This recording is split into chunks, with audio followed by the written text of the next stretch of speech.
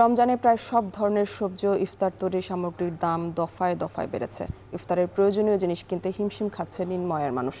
এ নিয়ে মাগুরার একতা বাজার থেকে সরাসরি যুক্ত আছেন বিশ্বজিৎ বাপি। বাপি, সবজির দাম বাড়ার কারণ হিসেবে কি বলছেন বিক্রেতারা, এ বিষয়ে বিস্তারিত জানাবেন।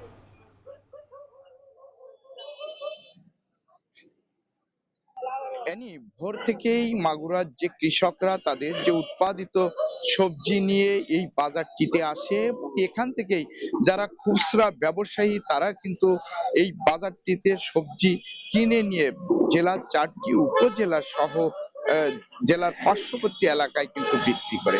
আমরা এই মুহূর্তে আছি মাগুরার সব থেকে বড় যে পাইকারি সবজি বাজার মাগুরা একতা কাঁচা বাজারে।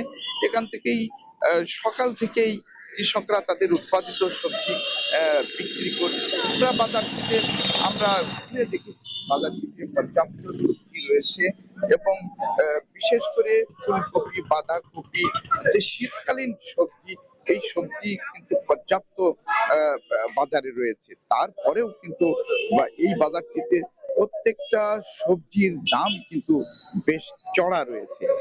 তবে পেঁয়াজের দাম এবং আলুর দাম কিছুটা কম রয়েছে। তো আমরা বাজারে যদি আমরা দরের কথা বলি, যে গত সপ্তাহে যে উচ্ছে বিক্রি হয়েছিল, যেটি 100 থেকে 105 টাকা, আজ কিন্তু সেটি বেড়ে কিন্তু বিক্রি হচ্ছে পাইকারি পর্যায়ে 150 থেকে 155 টাকা, যেটা খুচরা বাজারে কিন্তু এটার দাম কিন্তু আরো কিন্তু বেশি রয়েছে। তাছাড়া বেগুনের দাম কিন্তু বেশ লাফিয়ে লাফিয়ে বাড়ছে।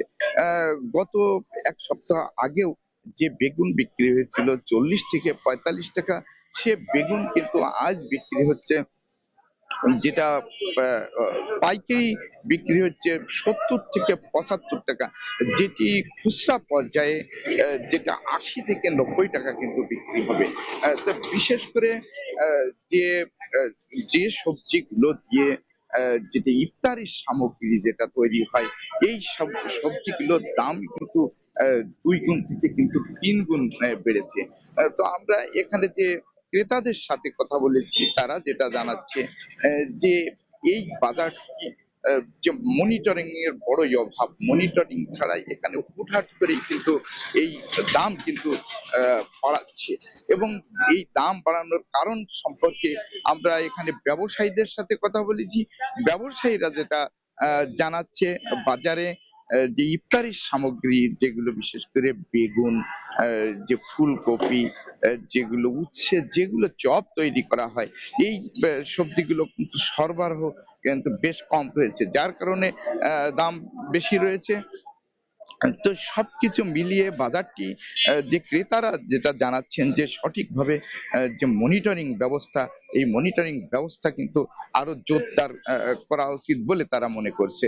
আহ, তো স্থানীয়রা যেটা আরো যেটা জানাচ্ছেন, যে বর্তমান যে স্থানীয় যে সবজিগুলো, এই সবজিগুলো কিন্তু শীতের সবজি প্রায় কিন্তু শেষ হয়ে আসছে, এবং বেশিরভাগ যে মেহেরপুর, চুয়াডাঙ্গা এবং যশোর থেকে যে চালানি সবজি, এই চালানি সবজিগুলো কিন্তু এসে কিন্তু বাজারে কিন্তু বিক্রি হচ্ছে।